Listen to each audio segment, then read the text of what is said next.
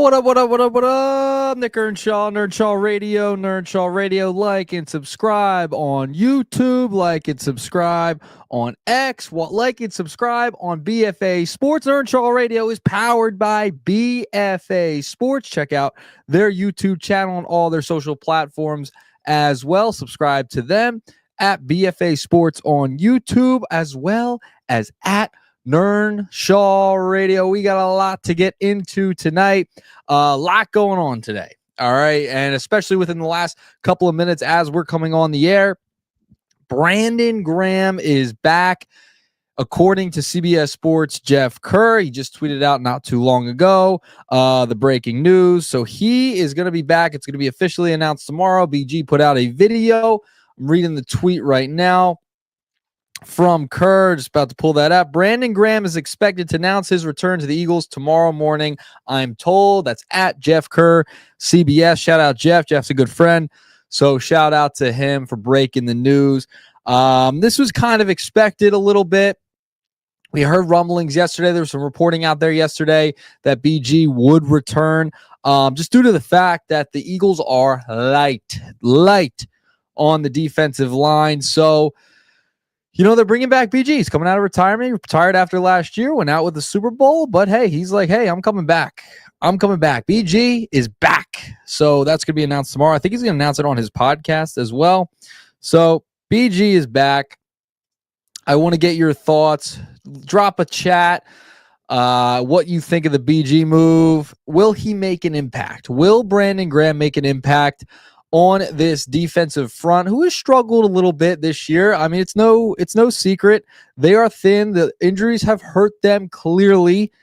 And listen, they need any help they can get. Darius Smith retiring was not ideal, to say the least. Just not ideal overall, to have him retire out of nowhere like that when you really didn't think he was going to retire. So tough one there. You get BG back. Jalen Hurts played very well yesterday. You kind of had a mix mash of players on the outside getting snaps. Jalen Hurts 52 snaps yesterday. He was fantastic. Had the interception as well. Josh Uche 33 snaps. Patrick Johnson and Azeez Ojulari, who left the game with an injury. He only played 4 snaps in yesterday's ball game.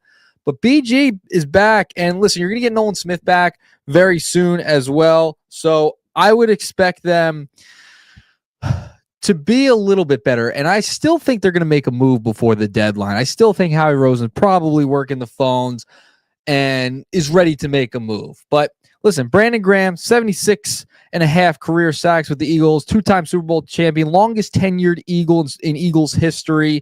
Just the ultimate Philadelphia defensive end for this team. So it's good to have BG back. I think you can get him in the rotation. Apparently he's been working out every day. He doesn't leave the facility. And, he even said, I saw that New Heights put out this clip as this news was breaking within the past couple of hours, that he felt like he had a lot left in the tank. And you bring him back now. All right, he's now in the mix. How much does this elevate your pass rush? How much? I think BG's talented. Remember, he's going to be 37 years of age. So that is something to remember when you are signing a guy like this. And listen, it'll probably be just for this year. I like when guys go out with a Super Bowl. I feel like it's a nice end to their career, right? He gets the second Super Bowl, calls it quits, emotional press conference, but he's back. He's back. This is usually how it goes, right? Guys can't stay away. Tom Brady's of the world, Brett Favre's of the world, right?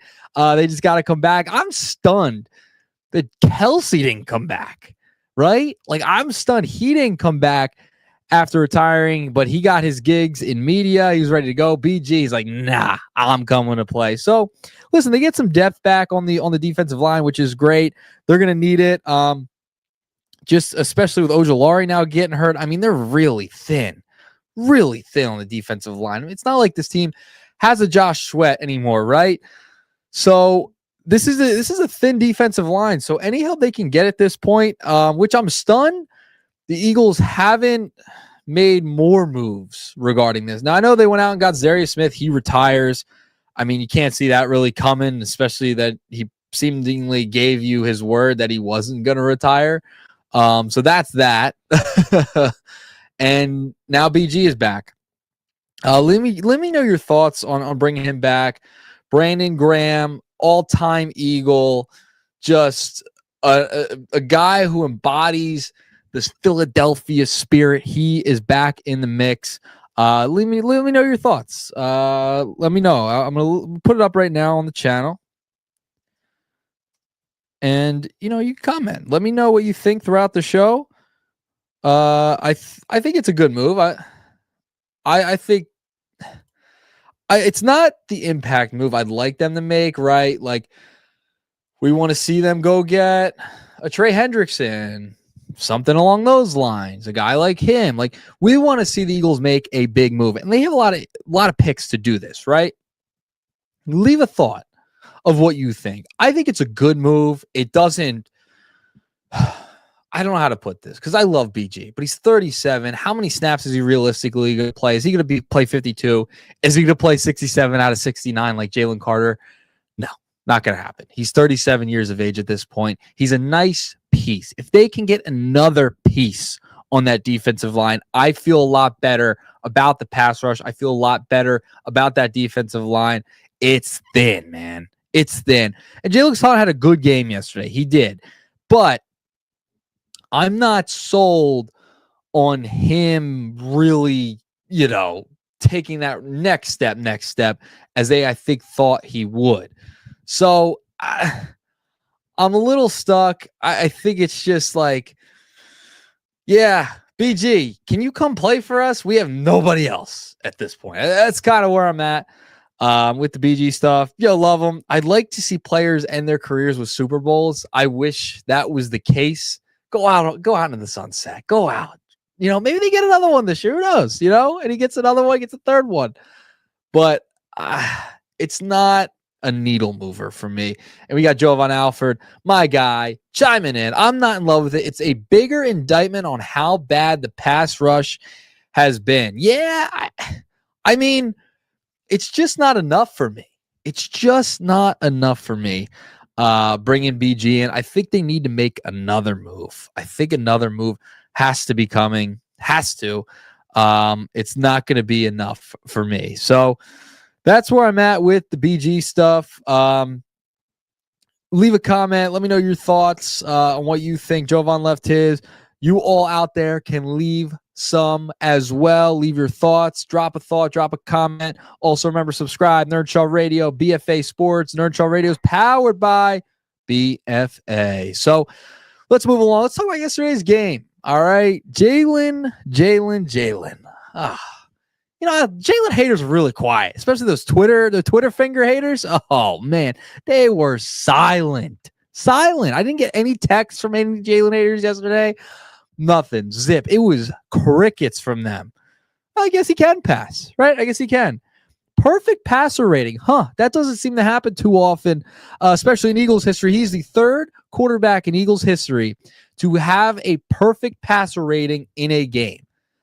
I mean, geez, finally, they start going down the field. Kevin Patullo getting a little more aggressive with the play calling.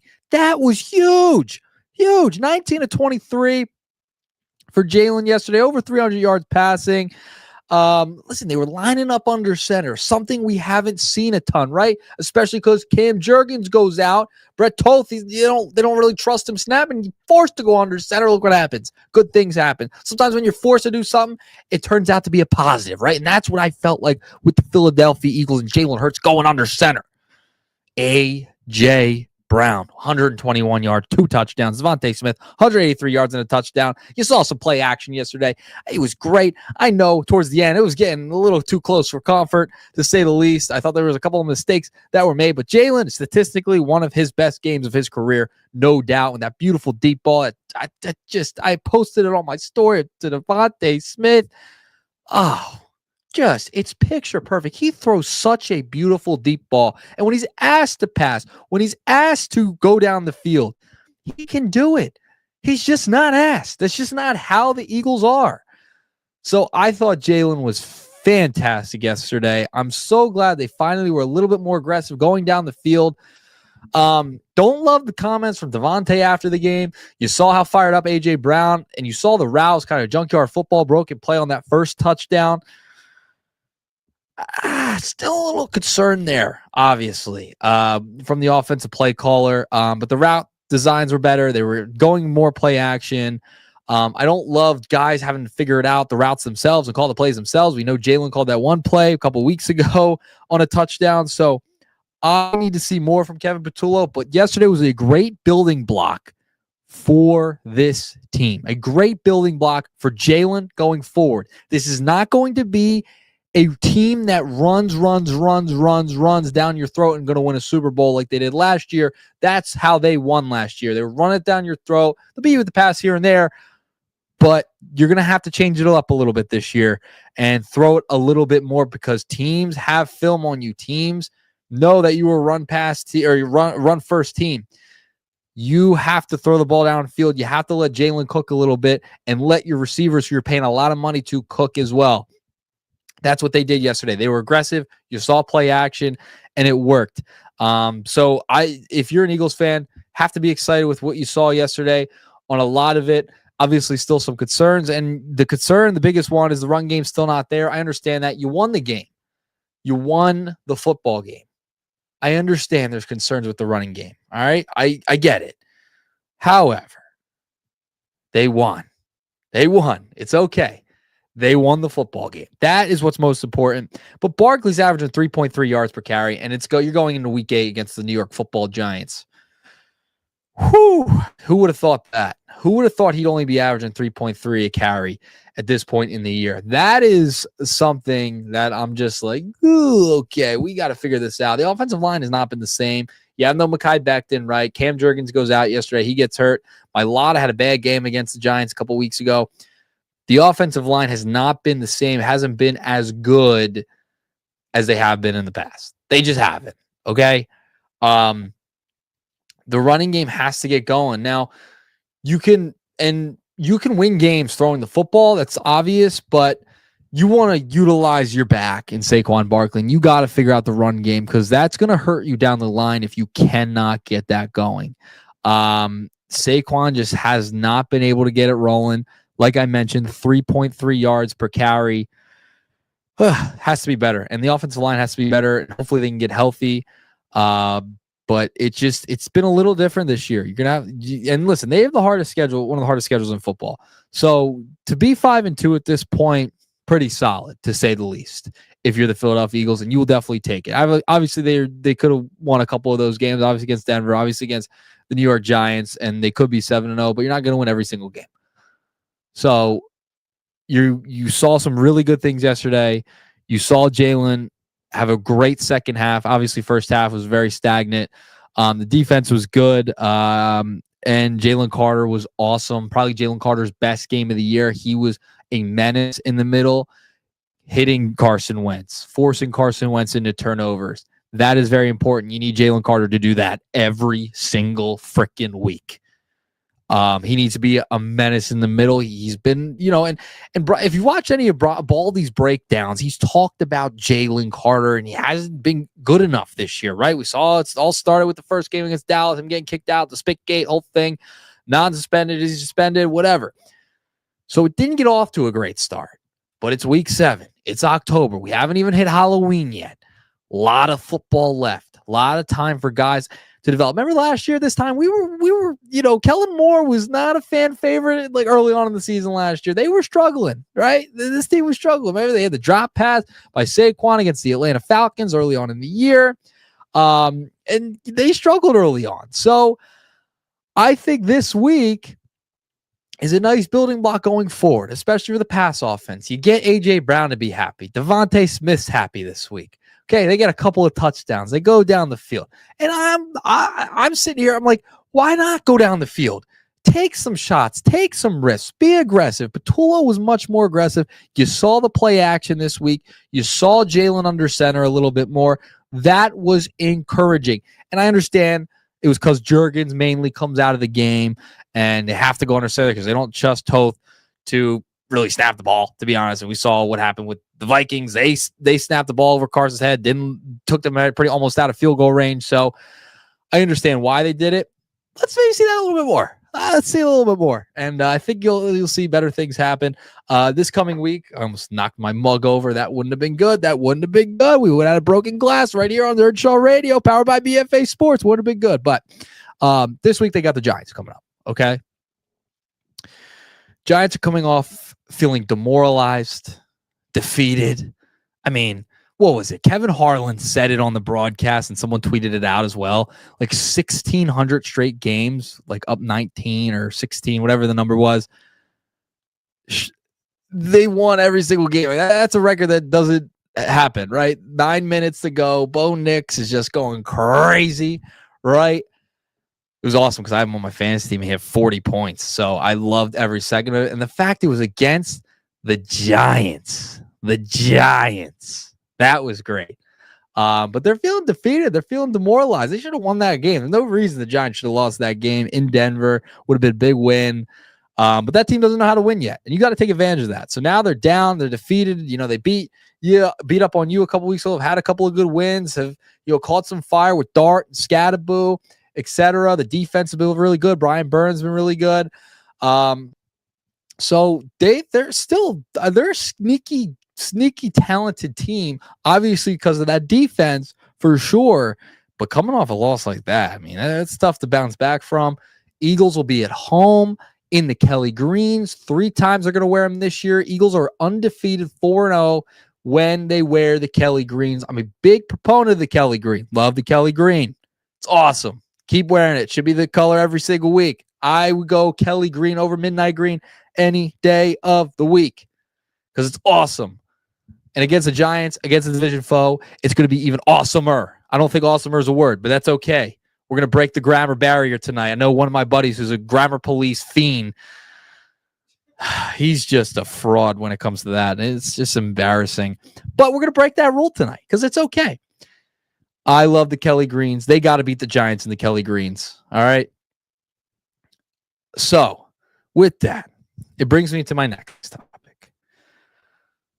Enough Eagles. We talked enough Eagles. We talked to the Eagles for about 15, 20 minutes now. We got to talk about the 76ers. We got to talk about Joel Embiid. Oh, I'm doing it again. I'm falling for it a bit again. I got excited. I watched every single freaking second of that preseason game on Friday. Oh, was that awesome. Basically played the entire night.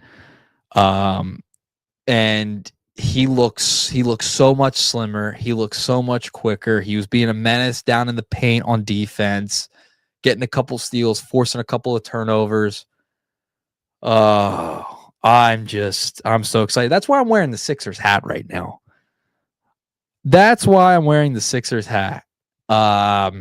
I literally can't wait. I can't wait for basketball season. They start on Wednesday against Boston. I'm going to be in the nosebleeds some way, somehow on Saturday. He looked good, man. I'm falling for it again, and I don't care. I do not care. He looked great. And you know what else gets me excited is VJ Edgecombe, who had 26 points, 3 assists, 5 steals in 34 minutes. The 3rd overall pick in the draft was freaking awesome. Like when you have guys like VJ, Tyrese Maxey, the 2-man game that you can run with these guys, and Joel, the pick and rolls you can run. Oh, they're reeling me back in, and I hate to say it because I don't want to be fooled again because I know it's going to happen. You always have that feeling, because yeah, I'm getting reeled back in, and I know, my hopes are going to be let down. I don't know. Nick Nurse said that him and Paul George, Joel and Paul George practice very heavy. Was it today or yesterday? He also thinks that VJ Edgecombe's ahead of where they thought he would be. I was reading something in the Inquirer. It's fantastic about VJ. Man. Are we really going to fall for this again? Or is it just me? I was getting flamed on the radio on Saturday for watching all the preseason game over baseball, over playoff baseball, over college football. It's getting flamed. Don't care. Don't care. You know how you know 76er basketball is back? The Kelly Oubre experience you got again. Like, you got that feeling of he makes a great play and then shoots the ball off the side of the backboard. That's the Kelly Oubre experience. I can't wait for that again. Like, I want to go into that stadium, go to my nosebleed seat, and just enjoy. I couldn't even do that last year. I was so sickened by what I was watching towards the end. Nobody was playing. It was rough, man. I just want to go up in my seat, sit there, some popcorn or something like that, maybe some Chickies and Pete's fries, sit there and enjoy. And just enjoy. Watch Joel Embiid play basketball. There's nothing better than watching that guy play basketball. He is a joy to watch when he's on the floor. A freaking joy. And I think people in this city take him for granted so much. You're watching one of the most talented basketball players of a generation play. I was there for a 70-point game against Victor Wembanyama when he took him to school. I was there for that. This guy is so talented. We take him for granted in the city because of the injury stuff. And I understand the injury stuff. I get it. Like, it's frustrating. And I see why people aren't bought into the team. I get it. And I see why people don't want to show up and or say, I've seen this story a million times. They get you excited. He can't play through the season. Listen, the East is wide open. And that's another reason I have confidence in this squad heading into the year, because of how wide open the East is. I don't trust the Knicks. I think the Knicks are a good team. Now I have a new head coach. Is that going to work out? What a mistake to fire Tom Thibodeau? That's a question that needs to be answered. Indiana lost their best player to big injury. Halliburton's out. Okay. The Bucks, what will the Bucks be? No Dame Lillard this time around. Boston, they're without Tatum.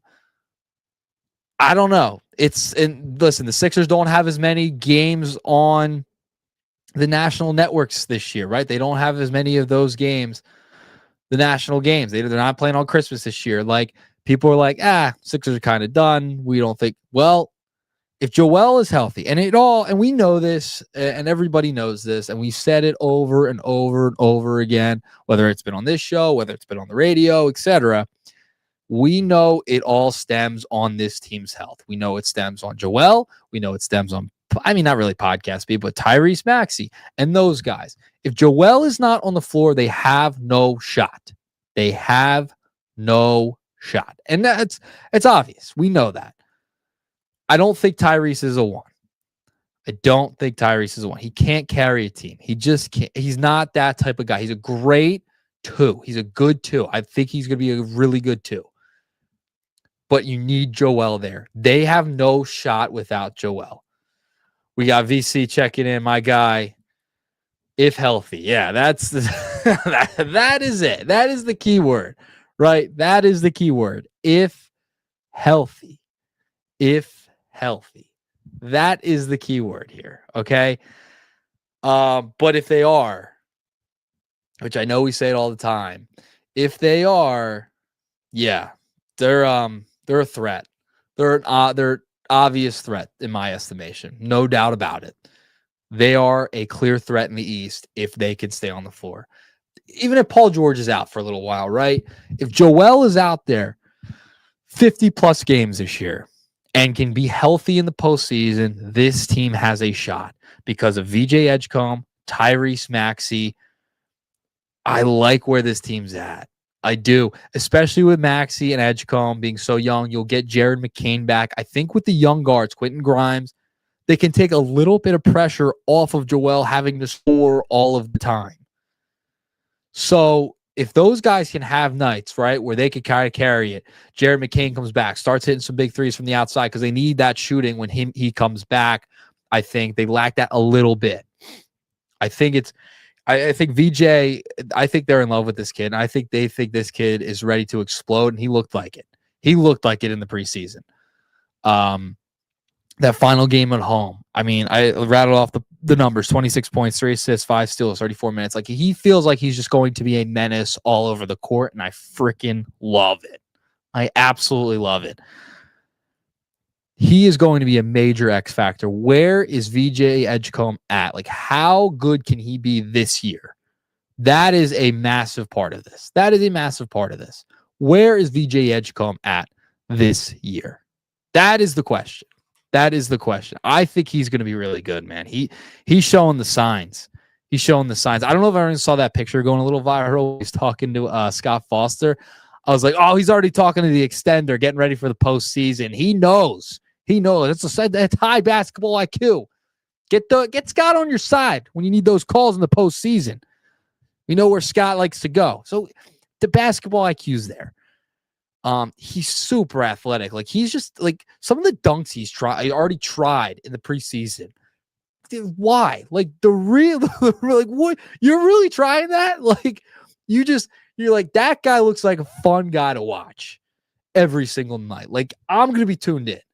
I'll be in my nosebleed seat just watching Edgecombe play, and just like, that makes me excited to go to the game. I'm falling for it again, man. That third pick, that dude might be the difference. We got all these guys chiming in. Yeah, VJ is going to be special. Can't wait for him to get his first poster. I will buy that poster for you. Once that official one comes out, right? I think, crazy take here. I think VJ might be in the dunk contest this year. If he really starts trying that, hot take, I think he's in the dunk contest, or at least they got to ask him, right? Like, if he's doing that throughout the year, VJ might be. Could VJ Edgecombe revive the dunk contest? Let me know. I think he could. Could VJ revive the dunk contest? He absolutely, Jovan, could be rookie of the year. Definitely first team all rookie. I think that's very much in the cards. But what about the dunk contest? What do we think of that? Could he be the savior of the dunk contest? Could he be a representative for the Sixers this year in the dunk contest? Very possible. I could see it happening. Oh, God, could you imagine Edgecombe in the dunk contest? Get him a car. Get him something to dunk over. Love it. God. So could you imagine in 1 year, Philadelphia could have a guy in the dunk contest? It's just a hot take, but with his ability, very possible, very real. And they always seem to choose guys who aren't as well known, younger guys, top draft picks, etc. Especially nowadays. You see that more so than any of the stars. So could you have your Sixers rookie in the dunk contest? Could you have the home run derby, Phillies representative in the derby, all in the same year?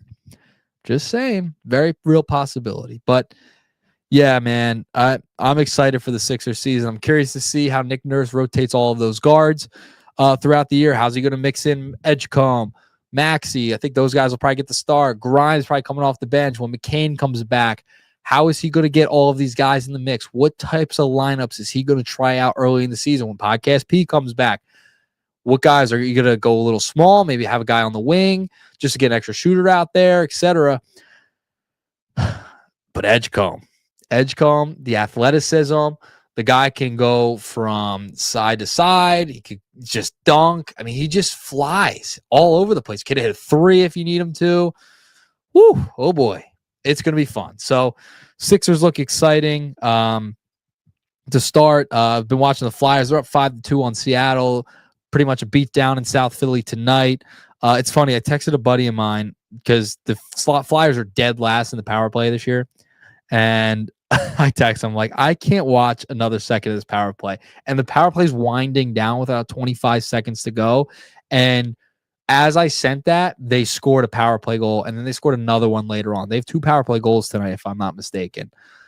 So sometimes you got to be a little negative, and things start happening, right? So Flyers looks like they're going to get a win tonight. Great win the other night by the Flyers. So they're rocking and rolling. Rick Tocchet, hey, he's got this team rolling a little bit, man. They're playing with a little bit of edge. They didn't come out with that energy the one night. Tippett has looked really good. Flyers off to a good start. Getting a win over the Kraken tonight. 6 minutes left. Down, up 3 goals. I think they got this one in the bag. But a lot of interesting stuff going on. Obviously, of the Major League Baseball playoffs going on. And I'm going to check the score real quick. Does anyone have the score? Comment the score real quick of that game. I know 21-9 in the Monday Night Football game tonight. Looks like Seattle's up 2-1 in the bottom of the fourth against Toronto. I mean, what do you have on your diet tonight? Is this the night you pull out the laptop? Is this a laptop night to pull that thing out, right? To watch all the different games. You go 4 box on if you got like a YouTube TV. I don't think I could do that with Hulu, but just a lot of stuff on the sports diet tonight, to say the least. Got Monday Night Football, Game 7, Flyers hockey. I'll probably flip over to Game 7 for a little bit after this Flyers game, but big night in Philly sports. Brandon Graham returns. Jalen Hurts looks fantastic. He can throw. I guess he can throw. To the Jalen haters out there, just morons, just absolute morons, to say the least, who have not watched his career, clearly. Look fantastic once again. Proving them wrong. It is what it is. Sixers and Embiid back. VJ Edgecombe looking really good. A lot going on right now, especially after the disappointment of the Philadelphia Phillies. We'll get to them after the World Series when they could start making trades again. That's when we'll get back to the Phillies. I'm so sick and tired of them. The Dombrowski Thompson press conference, just so deflating. It's where we're at. You gotta move on. There's so much disappointment in the city for the most part. You get the Eagles Super Bowl, I get that. But after the disappointment, you gotta move on. It's fall sports. You got Flyers, you got the Sixers, Eagles back. All right. Eagles won. Victory Monday. We'll take it. All right, guys. Thanks so much for tuning in. Thanks to those who commented tonight, as well. As always, very much appreciative of all of you tuning in. Nernshaw Radio. Remember, we are powered by BFA Sports, so you can follow and subscribe to them on all the socials, as well as YouTube. Subscribe at BFA Sports. They do a lot of local, college, high school sports, streaming. So check out those other podcasts on there as well. Beefing up the podcast wing of BFA Sports. Go check them out at BFA Sports, as well as Nernshaw Radio. All platforms, TikTok, Instagram, Twitter, or X, whatever you want to call it, Facebook, YouTube, all of it. Yeah, just subscribe to all of it. All right, guys, I'll see you. Thanks so much for tuning in. Peace.